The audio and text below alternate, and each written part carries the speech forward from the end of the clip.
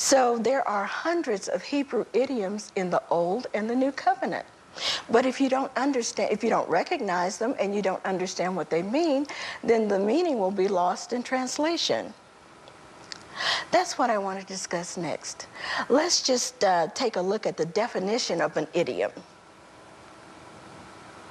Idiom is the language or dialect of a people, region, class, etc. The usual way that the words of a language are joined to express thought, a phrase or expression with an unusual syntactic pattern, or with a meaning differing from the literal meaning of its parts. We're going to take a look at some of the common English idioms. People can play music by ear. They have eyes in the back of their heads. Some people even have green thumbs. And occasionally, they get frogs in their throats. They can either wear their hearts on their sleeves or eat their hearts out. Some lawyers are ambulance chasers, and they will take you to the cleaners. Some children are chip off the old block, but if they don't cut the mustard, they are called the black sheep of the family. People who like to shop are sometimes willing to give an arm, their right arm for something. For some others will give an arm and a leg. In small towns, the sidewalks roll up at 6 o'clock.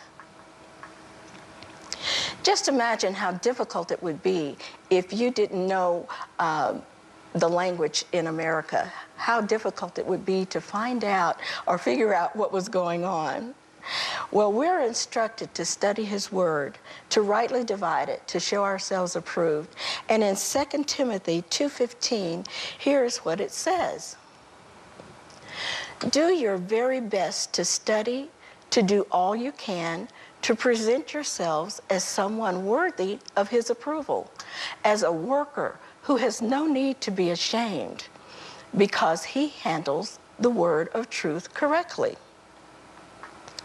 So we can actually do that if we recognize Hebrew idioms and the cultural expressions as well as the language. For example, in our language, if all you understood a mouse to be was a four-legged animal with a long tail, you wouldn't understand what a person was saying if they said, "My mouse stopped working." We have here an example of how important it is to understand the original language of the Bible. We're going to look at a Hebrew word that has been grossly misunderstood.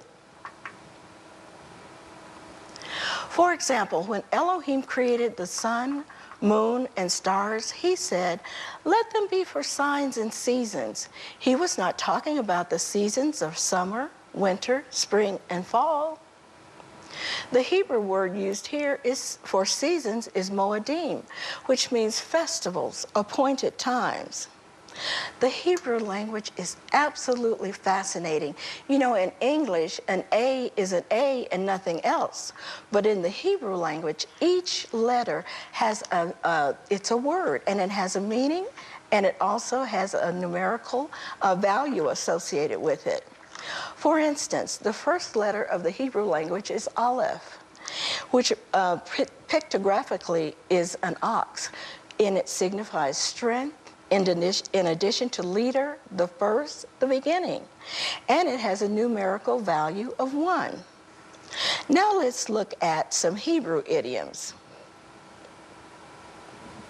Exodus 3:8, bring them up out of the land unto a good land, and a large, unto a land flowing with milk and honey. Flowing with milk and honey means fertile and productive. I literally thought it meant flowing with milk and honey. Exodus 15:25, Yahweh showed him a tree, and when he threw it into the waters were made sweet. The waters were made sweet doesn't mean sugar and honey. Waters made sweet means waters were fit to drink. 2 Chronicles 25:17. Come, let us look each other in the face. This one really got me. Look each other in the face means meet each other in battle. Psalm 17:8b. Hide me under the shadow of your wings. Your wings refers to the tzitzit, which represents the 10 Commandments, blessings, and life. And we'll talk more about that later. Psalm 25:1. To you, O Yahweh, I lift up my being. Lift up my being means pray. Psalms 89:13. You have a mighty arm. Your hand is strong. Your right hand exalted. Right hand refers to might, which represents Yeshua. Psalms 90, verse 12. Teach us to number our days, and let us bring the heart to wisdom. I thought you number your days by the number of days the Bible says that we have, subtract your age, and then there you go. But number your days means to use your time wisely, every minute, every hour of the day.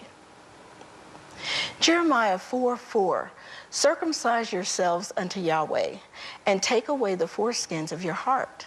Take away the foreskins of your heart means dedicate yourselves fully to Elohim. Jeremiah 5:5. For they have known the way of Yahweh, the right ruling of their Elohim, but these have altogether broken the yoke and torn off the bonds. Broken the yoke means rejected Elohim's authority. Jeremiah 6:10. See, their ear is uncircumcised, and they are unable to listen. Their ear is uncircumcised means they don't listen. Jeremiah 7:12. But go now to my place at Shiloh, where I set my name at the first, and see what I did to it. Where I set my name at the first means where I chose to be worshipped. Malachi 4:2b. Arise with healing in his wings. Healing in his wings refers to the fringe or border, the tzitzit of the talit, which is the prayer shawl. And this is a picture of what the tzitzit look like. You'll notice that there's a blue thread that's a little bit longer than the other threads.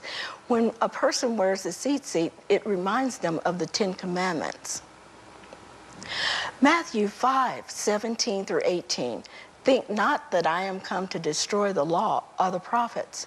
Destroy the law of the prophets means correctly interpreted the law and prophets, not that the law and prophets are being done away with. Matthew 6:6. But thou, when thou prayest, enter into thy prayer closet. Enter into thy prayer closet refers to the talit, the prayer shawl. I used to go into my closet to pray physically. Go into my closet to pray. Nothing wrong with that. But that's not what this was talking about. This is what a prayer shawl looks like, and you'll notice on the four corners are the tzitzit. Matthew 6:22, the lamp of the body is the eye. If therefore your eye is good, all your body will be enlightened. If your eye is good means if you are generous. Matthew 6:23, but if your eye is evil, all your body shall be darkened. If your eye is evil means if you are stingy. Matthew 8:21, follow me and let the dead bury their dead. Now Yeshua was not being cruel when he told his would-be disciple, let the dead bury the dead and come and follow me.